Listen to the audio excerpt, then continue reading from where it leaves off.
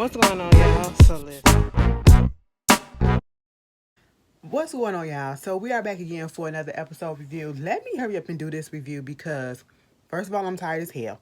Second of all, I don't know when the music gonna come back on. All right, listen, I've been trying to do this for the past couple of minutes, but anyway, this is Love After Lockup, Life After Lockup, bitch, girl. I'm telling you, today is just not the day. Listen, when I say today is not the day, I'm just tired. All right, I'm just really tired. I barely got any sleep last night. It's my fault, girl. And I'm like crashing right now. So if it ain't up to the energy level that it usually be, I'm gonna try to give y'all what y'all want. But don't blame me, just girl life. Okay. Anyway, lack of sleep. This is Love After Lockup, Life After Lockup, season 3, episode 49. Devil on the Shoulder. Okay. So we pick up where we left out. Let's Stan and Lisa, okay. Lisa basically said, listen, I'm out of here until you want to do some type of commitment, okay? That's what it is. You know what I'm saying? Now, when you call me back, next time you call me back, it better be saying that we going to get married and you about to go pick out some wedding rings. That's what it is. And the wedding rings got to be what? Between the ranges of $5,000 to $10,000, okay, boo? So apparently, Lisa ain't been over there for a day or so. All right, so she finally come back over there, and she was like, you know what? I was with my Bible when I was talking to God, and God, He forgives or whatever. So I'm like, let me just go ahead and give him a second chance to see what's going on. Then when she said she was with her Bible, I said, Lisa, don't nothing about you say that you even opened up the. Do you know what the first scripture is, and do you know what the last scripture is? How many books in the Bible are there? Do you know that? Ben, Lisa, you better stop playing with me. But okay, you probably do. A lot of sinners, okay, us, all right, a lot of sinners, and when I say sinners, in this case, I'm talking about these motherfuckers that went to jail and for out here hoeing and crackhead dealing and drug dealing and all this other stuff. Oh, they Bible thumpers, okay? They know the Bible frontwards and backwards. I said, Lisa, girl, you one of them? She said yes, and I said, oh. So basically, she went down there to go talk to Stan. Stan was like, I ain't seen you in a minute. How you been? I've been good, you know what I'm saying? But babe, this is what we finna talk about, okay? This relationship that we got going here, I just want to know what's going on. All right, first of all, if we want to make this work, we got to change some stuff. Look at this stuff on your goddamn fireplace. I said, what's going on? Now, me thinking that these are picture of his kids, because remember he said he got some daughters or whatever. And she said, you got pictures up here of your freaking exes. Okay. He was like, I mean, Brenda, she from 8 years ago. I haven't talked to her in a minute. Tina, I haven't talked to, well, I did kind of talk to her a couple of days ago. But, I'm saying I don't talk to my exes like that. Baby, I was on Lisa's side at this point. I said, wait a minute. So you bringing women into your home and you're trying to make them your wife or your girlfriend or whatever with your exes on your mantle? I was like, oh, what is going on, Stan? Stan, you got a lot of nerves, okay? You got a lot of nerves to think that a woman would put up with that. I said, Stan, a woman hasn't been in your house for a minute for that to happen, okay? Because, no, we don't do no things like that. Lisa had every right to feel a type of way. He was like, what you want me to do is say that we exclusive? We exclusive. She said, wait a minute. Now listen, I already thought we was exclusive because I ain't been talking to no other men. And she put an emphasis on that men because we know she ain't talking to no men, but she talking to, what's her name, Renata, okay, whatever her name is. And I said, Lisa, what is the solution here? Lisa said, listen, we need to go to get to the pastor and we need to go talk to him. I said, what? Lisa, you are not about to do this to me. I said, all right. When all else fails, see God. You know what I'm saying? God always got the answers, right? So they go to this church. And Lisa is saying how one of the ways that they connected was because they both were like, religious folks or whatever. I think that's what she said. They get in there and this is some church that they never really went to, and so the pastor don't know them, the pastor pastor, because there was a few times when they was talking about this whole situation going on between them that the pastor just sat there and was like, excuse me, I could just see the wheels turning in his head like, what in the world is this? Okay. Because, they sit down. He was like, how you doing? She was like, I'm doing good. My name is Lisa. This is Stan. You know what I'm saying? It was like, what can I help you with? Okay. It was like, we trying to get help on our relationship. Girl, did I waste something on me? I sure did. We trying to get help on our relationship. It was like, okay, can you give me some more information? Well, to be quite honest, because I'm gonna be honest, I'm gonna be truthful, because we in the house of the Lord and he already knows, you know what I'm saying?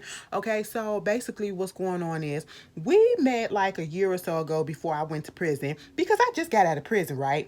And um we met, and for on a website, it was on the app of a website or whatever, that basically, you're paying for sex. And then Stan was like, oh, hold on. You put a little bit too much dip on the chip. Bring that back. And I was like, listen, that ain't what it is. And Lisa said, do you want me to pull up the messages? I said, damn, Lisa. Lisa said, we in the house of the Lord. Okay, at this point, he knows we might as well just put all the cards out on the table. If we really want some real help, we need to put all the cards out on the table. Lisa, you already told us that you got options, so it don't matter. So what is we going through this charades for, okay?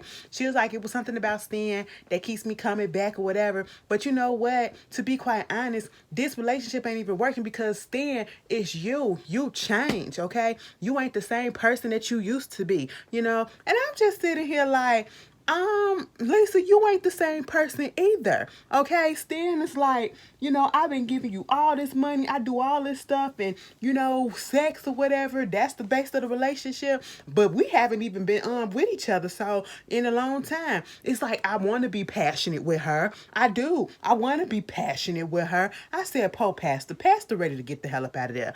At this point, I don't know what's gonna happen with Stan and Lisa. I don't even feel like, girl. To me, it just feels like a charade that Lisa is trying to put on. Stan, you literally paying for this lady to be in your life, okay? You say that you love her. I don't know if you really love her. I think that you're lusting. I think that you're just lonely, and therefore that's what it is. You went on this site looking to pay for some ass, and then you wind up so-called falling in feelings with her. Okay, I ain't gonna say falling in love because I don't believe that. You just lonely. You can't be by yourself. You need some little companionship, and you're paying that lady to be there. That's case in point. Point the freak blank. Okay, Lisa already knew what her thing is. She understood the assignment. Milk him until he can't get milk no more. That's what it is. That's why she keep on coming back. Okay, girl, you can keep on playing and say that you really want that man. You don't want that man. You want his money. That's what you want. Moving on from that, we get John and Christiana. John and Christiana, girl, they going to this venue to go see where they gonna get married at, and then where they gonna have the reception at. And when they get through looking around or whatever, Christiana told John, listen, I'm going to invite my sister to the wedding. I mean, I understand me and Tara got into it. We got that issue between you and her or whatever, me and her. But that's my sister, and I really want her to be up in the wedding. And truth be told, I think that she could possibly still be using again. And so John was like, I don't know. I ain't even really here for that. I said, John, just let it go. Just let it go. At this point, I understand you trying to protect her because you don't want her around her. And the main reason why, Tyra is not at the house with them is because Tyra also is has an active case on her, I believe, and them two can't be in the same place. It's like felons with felons at this point because she has an active case on her. Maybe if the case closed, then she probably could be around, but at this point, no. And then, John, you probably look like you probably might slip up and try to do something with her. I don't know. That's probably where it's at. But at this point, let Christiana do what she want to do because mama ain't gonna come through. I don't feel like Miss Tyra gonna come through. Miss Tyra is in her own little world at this point. Listen, she gets on the phone and she trying to call her. She was like, they used to be tight like that or whatever. And of course they had their issues, but she's still her sister. So of course we gonna still have that bond. Of course I still want her at my wedding. Now that I'm about to have a real wedding, I'm gonna have mama walk me down the aisle. I'm gonna have my dress on. We gonna be looking good, okay? We gonna be looking good. And I want my sister to, be there with me. Be my best woman. Be my maid of honor, okay? But she called Tyra. Tyra don't answer the phone, okay? Meanwhile, later on, Mama and Christiana go to the dress shop, okay, the bridal shop, to look at her dress for the final fitting, all right? And as they do all of that, of course, they're talking about the fact that Tara was supposed to be there. Tara, I guess, Christiana was able to get a hold of her and ask her to come down there to the fitting. And, Tara said yes, but Tara has yet to show up. Christiana is up in there trying on the dress. I mean, it was decent enough for her. Okay, don't get me to talk about fashion, because I tell you everything just don't look right when it comes to dresses or whatever. But whatever, she like it, I love it. All right. I just want Christiana to, WeTV, why the hell y'all let her do her own makeup, okay? And why y'all ain't tell her, if you gonna let her do her own makeup, why y'all ain't tell her, bitch, your eyebrows are lopsided, okay? John, you ain't a good husband because you let your wife come out the house and get on TV like that too, okay? You don't. But then again, look at straggly you look. But hey, it is what it is. You know what I'm saying? We gotta look a little decent. If we gotta be symmetrical, not asymmetrical. You know what I'm saying? One eyebrow can't be up here and the other one down here, and you looking permanently confused like, or you trying to do the rock with one eyebrow up. Okay, no, we ain't finna do that. We not finna do that, all right? But that's how you sitting in that confessional, and I'm so much confused. And then you penciled it on, okay? I don't know what's worse. The ones where y'all be penciling it on like that, it be so freaking thin. I said, you not no chola, okay? You not no chola, all right? You not in, stop that, all right? Or the ones that look like y'all about to fly the fuck away with your eyelashes, all right? Bitch, go look up the history of eyelashes, fake eyelashes. When I found that out, I hope it's true, because I saw this shit. I said, bitch, y'all up here when they call them cumbrellas or whatever, because it came from a prostitute. This is what I saw. It came from a prostitute, and she invents them so that it can stop and catch the that's why they be so big and so long or whatever, so that they can catch the semen or whatever that be coming. Y'all be wearing that shit on y'all eyes.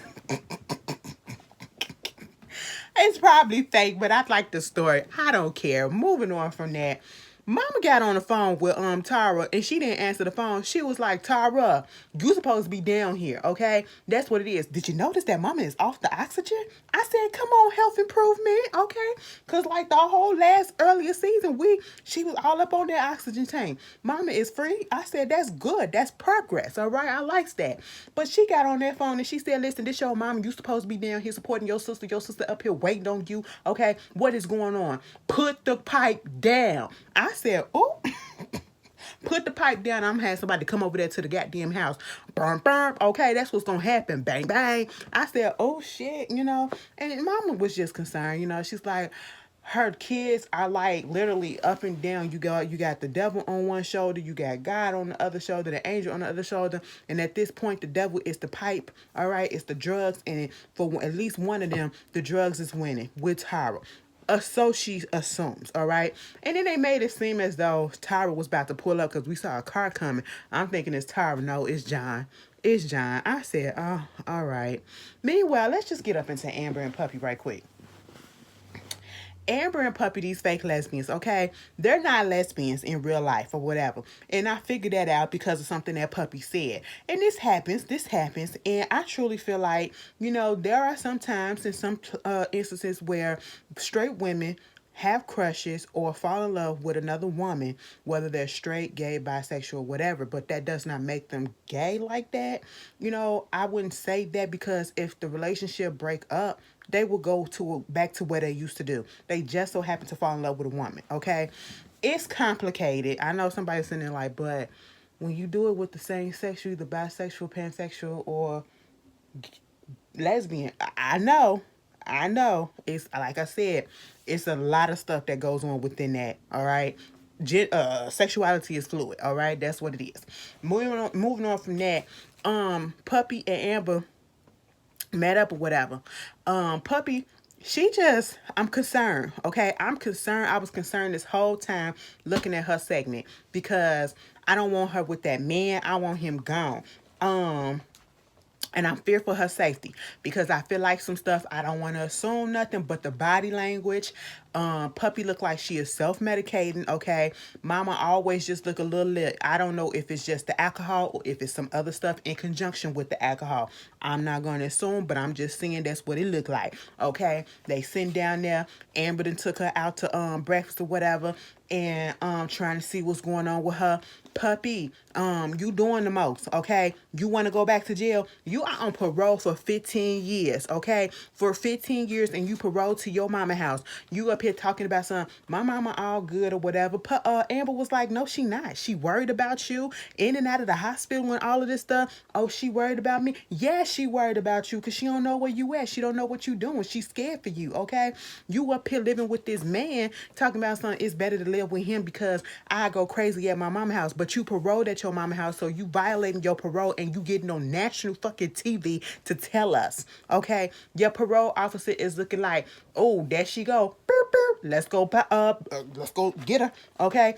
Throw her back up in the clink clink. I said, puppy, are you serious? You gonna tell us that you moved over there to that man's house and you already know that you violating the parole? I said, girl, are you serious? Meanwhile, she and her feelings still about Amber not being with her. She was like, I mean, because you broke up with me. And she kept on talking about something, my ex-girlfriend and all this stuff. And Amber wasn't like correcting her or nothing. So I'm sitting here like, so y'all really was like talking like that? Y'all considered each other girlfriend? Man, I just thought y'all was just drunken lust when y'all get drunk. That's what it is, okay? I didn't think that they was actually like girlfriend. Girl, I was just like, And she was like, when she told Amber was like, so what's up with you and this dude? Like, I thought you like girl. She was like, no, I like you. I said, oh, see, that's what I'm saying. She ain't really gay. She just had feelings for a woman, a straight woman, both of them, and they just didn't know what to do with it.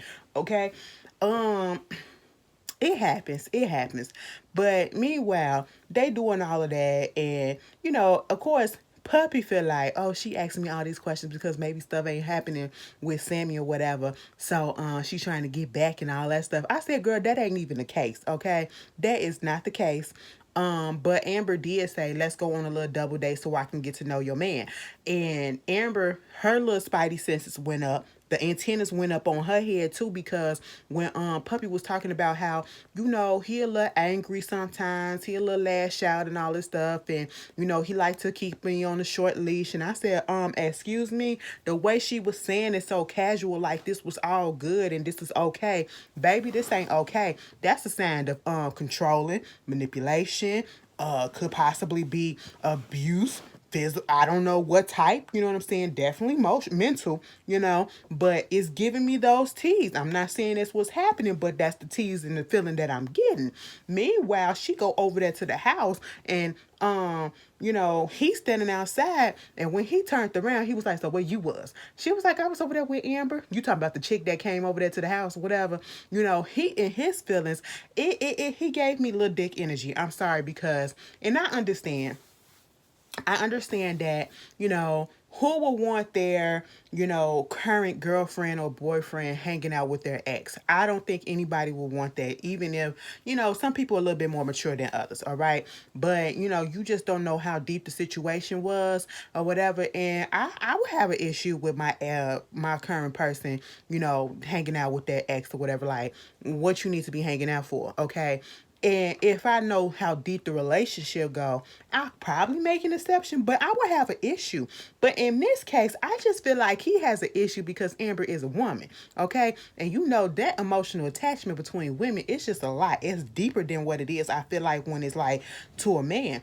But at the same time, he just was giving off, why you ain't tell me and you with her and what she trying to get back with you or whatever. Why we want to go on this double date, okay? Next time you tell me where you going, all right? And she probably trying to get back. Oh, because y'all want to be friends. Y'all want to be friends because y'all still got feelings for each other. Y'all trying to be up in each other's lives and stuff. I said, calm down. You were threatening. You're showing that you're threatened, and I don't understand why, okay? Even when Puppy said that she has a boyfriend, we're going on a double date, we were friends before you, and we probably will be friends after you. So what is the problem, bruh? All right. And then after all of this, it was just the way that he was talking to her. I just didn't like it. I was a little nervous for her because I felt like he was gonna lash out at her even with the camera on, because it was a little aggressive tone. I'm just gonna say that. It was a little harsh. It was a little and I was like, ooh, puppy. And puppy was just so chill. Like, she was faded. I said, you need help.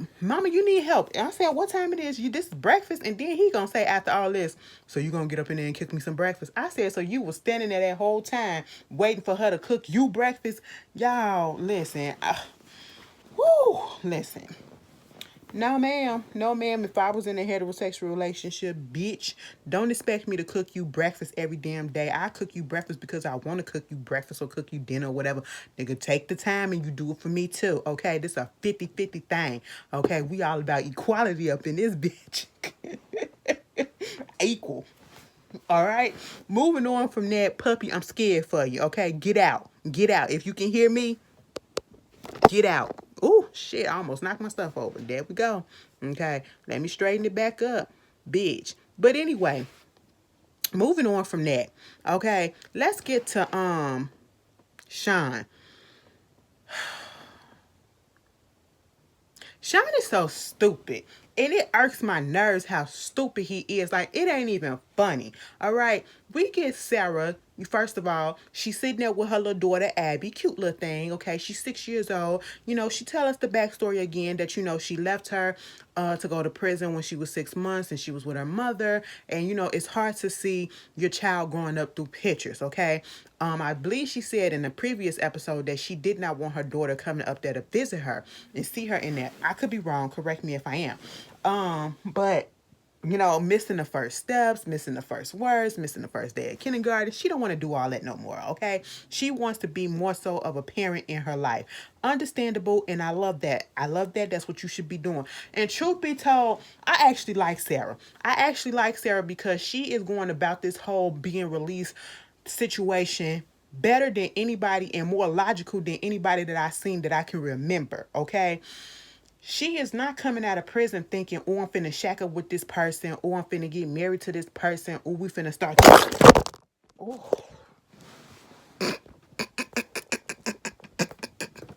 Bitch. Oh, no. Oh, no. Did I have it upside down? I'm sorry, and I ain't even finna edit that out. Technical goddamn difficulties. I bumped the stand and it said, bitch, bye. I'm sorry. I'm literally, see, this, we family, because if I really gave a damn, that y'all was gonna judge me, I would have edited it out. This is what y'all look at me for. But back to Sarah. She the only one that got some sense, okay? She ain't thinking about shacking up. She thinking about actually getting her life together and being reasonable. I don't know this person in real life, so what do I look like trying to move in with this person and do all this other stuff with this person? Let us get to know each other first. Okay, she got her priorities straight for the first time. Okay, she had her friend Stacy that she met up in prison or whatever. They became real cool. Come over to do her hair. She asking all these questions and shit like, what's gonna happen and what's up with Sean and all this stuff. And it was like, he moving like weird. Okay, like first of all, I was talking to him in prison, but I really don't know him like that. I'm like, let's take it slow. He give me money and stuff, and I ain't even ask him for it. So hell, you gonna give it to me? I'm gonna take it. I said I agree with that too. Okay. But at the same time, it's like he moved down here, and it's like, did you really think that I was gonna move in with you? I didn't ask you to move down here. I said, so you didn't ask him? He just did this on his own. Meanwhile, we get over there to Sean. Sean said he been down there for 2 months and he has yet to see Sarah since he dropped her off and they had that little exchange in that parking lot. I said, what? I don't know nobody down here, and I got me a job at this mechanic shop, but still I'm a little lonely. I ain't seen Sarah or whatever. I gave up so much. I said, so you packed up your bags off the whim of a chance, of a sliver of a hope that something would happen between you and Sarah because, y'all had a little conversation. Never really saw each other in prison, but you had a conversation with her. You packed up all your stuff and you left your kid 2 months you are staying down there and you left your kids, and it's been 2 months, okay? And it has not registered to you that maybe I should take my ass back to Las Vegas or California, or whichever you place at, and be with my children, because my children could have had this time that I spent waiting on this woman who is not giving me what I assumed I was gonna get, okay? Because let's be clear, Sarah said I never said I was gonna do this, and I never said I was gonna do that. You assumed that, okay? That's what it is. And I said, Sean, you're weird. Sarah, get away, because I don't trust him, okay? Something about that man just ain't right. You're talking on the phone to Kelly. Kelly, why you still talking? Okay, that's your baby daddy. That's why. But every day, Kelly just there to laugh in his face. That's all that it is. All right. That's just basically all that it is. Um, you're looking dumb as shit. You're looking real dumb, all right? And at this point, you never said that you actually have a conversation with your kids, all right? It's just you're talking about you send the girls $5,000, $6,000 here and there. I said, damn, Sean, how much money you got? Because I know you paying child support for 6 kids. For 6 kids, and then you're probably finna be paying college tuition, and you're probably finna, you gotta pay your bills out there in Ohio. And let me tell you something, the Midwest is not cheap. All right, the Midwest, we coming up there. Okay, I'm glad you didn't say Chicago, because I would have been like, damn, Sean, you really balling like that, because it is expensive out here. All right, so I'm just sitting here like, you got you a little 2-room bedroom house or whatever, and you didn't bother to just go back home, and you giving this lady $5,000 to $6,000 here and there and all that stuff, and you mean to tell me this woman ain't want to see you, and you not putting two and two together? Maybe I am getting scammed. Maybe I am. It feels just like Destiny. So you get on the phone with her, and she basically tells you, I didn't tell you to come down here, okay? You up in your feelings and gonna say something, well, if don't nothing happen, well, I'm gonna have to just pick up and leave. She was like, I said, Sarah, tell him to go, okay? You talking to somebody else? No, I ain't talking to nobody else. And I believe her. I believe her. For some reason, I believe Sarah. She just got a weird-ass vibe from your ass, okay? Because you're doing too much, all right? Stupid. Just stupid. That would have turned me off. That would have turned me off, especially if I didn't ask you to move and you just automatically did that. No. You move too damn fast, and that's why you get your heart broken all the goddamn time, Sean. You're just weird. You need some help. You need some self-love, because this ain't it. Meanwhile, we get to Marcelino and Brittany. Let's just end this right here. Marcelino came home after hearing about what happened to his money. And him and Brittany had a little conversation, and he come to the conclusion, why the hell Kanan and all them didn't go over there to the house and see what was up. Okay, and Brittany was like, you know what? I was thinking the same thing, because that's what the first thing I would have did. And then I got to thinking, like, is Kanan in on it too? Because then Brittany said, Kanan is on the lease of the sober living house that he at too. That they was trying to open up, and it's Robert on the lease and Kanan. And I was like, huh. Please tell me she not in on it. But basically what wound up happening is, they got another friend. It was a guy. They got Kanan. They went and got a U-Haul truck, because they finna go over there to that sober living house, and they finna pull up out all other freaking furniture and everything that they put up in there, okay? And I said, I know that's the fuck right. Marcelino, they kept on talking about something. Oh, I gotta get my bail money. You got my bail money ready, okay? Because something gonna happen. Meanwhile, they pulled up and they knocked on that door. Robert had the door open at one point. He closed that thing up in their face, and it was like, bitch, you about to get evicted. I'm on the list too, okay? I'm on the lease too. Stop being a coward. Stop being a coward. Next thing you know, Kanan said, turn the cameras off. I said, freak the cameras. Keep it on. All right, we need evidence. We need evidence, okay? This man is hoarding. This man is squatting. This man is stealing, allegedly. All right? Robert, if you are innocent, please show us your hand, okay? Please show us what's going on so we can get on with the get on. But that's all that was going on the Love After Lockup. Y'all tell me how y'all feel. Don't come for me and my technical difficulties, because we pushed through it, okay? Shit happens. Anyway, I'll see y'all later. Peace.